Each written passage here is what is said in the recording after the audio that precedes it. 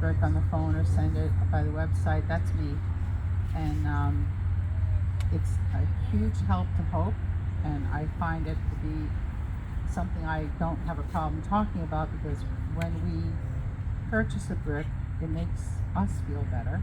You know, there's some comfort in it, but also it helps support helping everybody else in the community, because we do community services as well, in addition to the counseling and the support groups.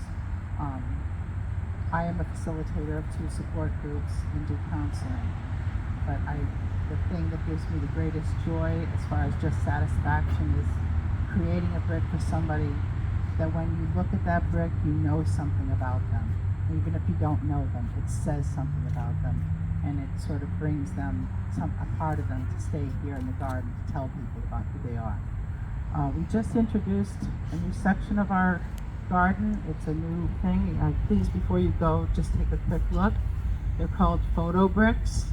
You can get a picture of your loved one put on that. So that's a new option. We can't do any more benches. They're you know, we kind of got restricted in how many benches we can do. They will be recycling some of them, but that's going to be a long wait. So I had to find some way to do something that we could have another way of remembering people. So if you're interested in anything like that, call the office. I have some forms over there in case anyone wants to take one home and work with it. And you know, just let us know. You can do it on the website, you can do it over the phone. And I'm here to help you do that if you need help with it. That's all I wanted to say about the bricks, I think. Anything else? Okay. All right. With that, we'd like to hear our third song from the Spirit of Syracuse.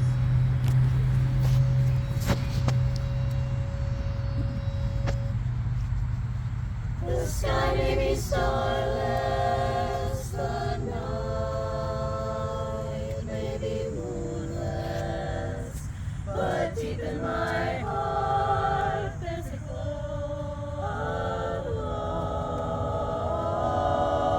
Deep in my heart I know that you love me, because you told me so.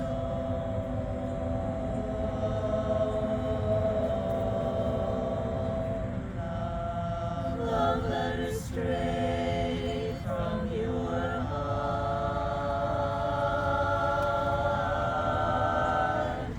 keep us so near while apart. I'm not alone in the night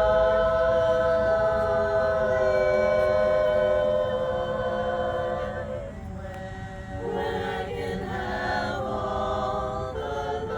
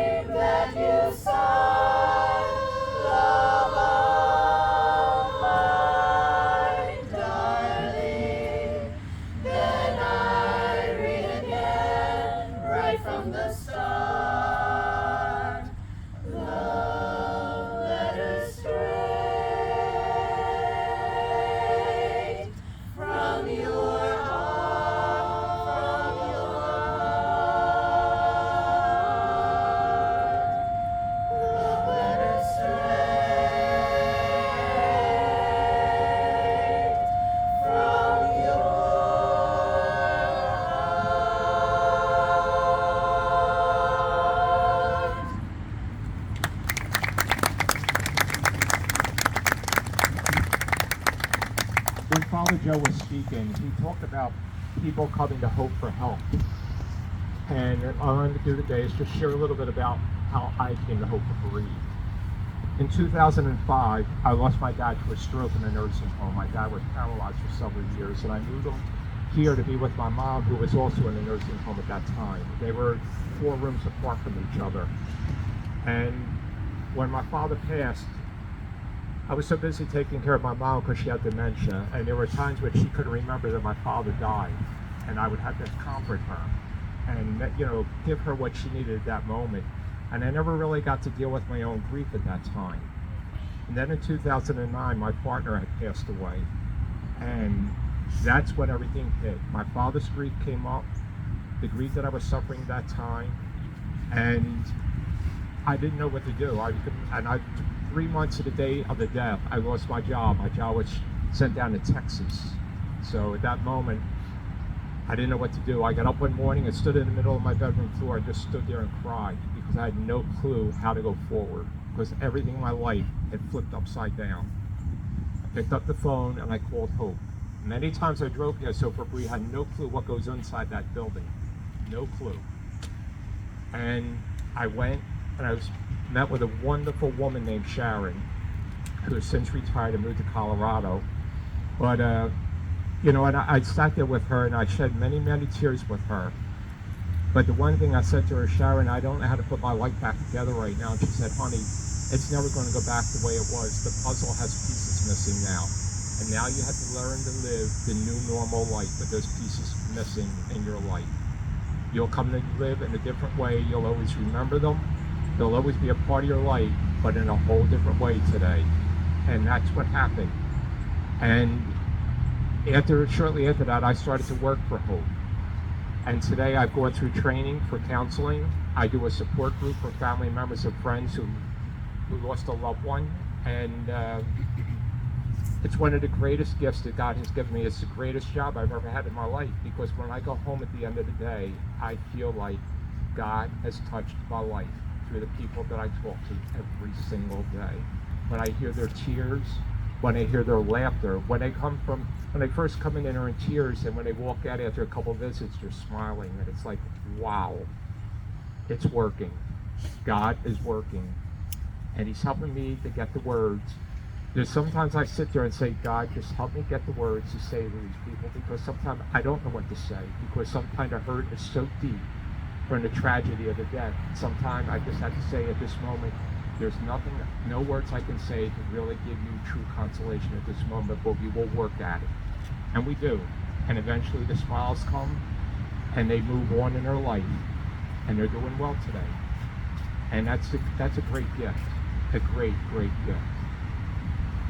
So I thank you everyone for coming out today, and Father Joe is going to read the poem that we have for today.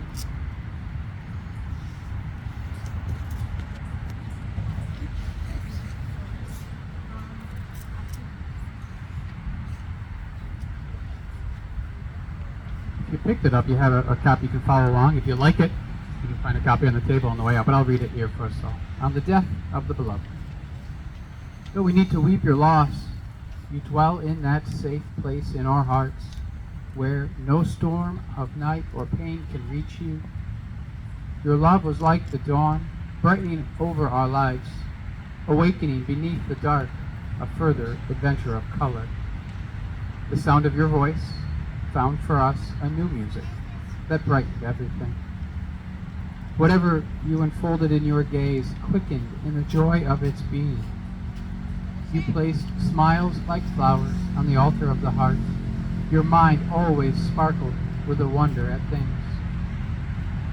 Though your days here were brief, your spirit was alive, awake, complete. We looked toward each other no longer from the old distance of our names. Now you dwell inside the rhythm of breath, as close to us as we are to ourselves. Though we cannot see you with outward eyes, we know our soul's gaze is upon your face, smiling back at us from within everything to which we bring our best refinement. Let us not look for you only in memory, where we would grow lonely without you.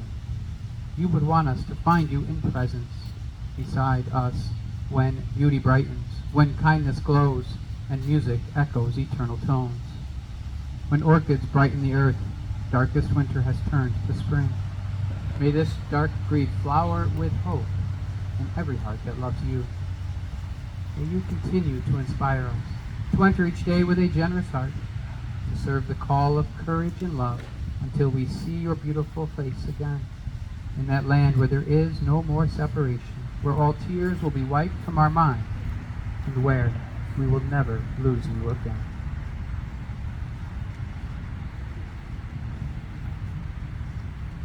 Thank you so much, that was beautiful. If anybody would like a newsletter, I have some on the table. I also have brochures, and if you want to put yourself on the list, I can take your name and address so that we can mail it to you. Okay? I guess when they say the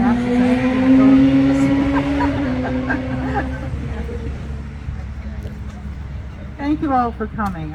We really appreciate your participation. Thank you to the Syracuse. You're wonderful. You're amazing, and we are so grateful to have you.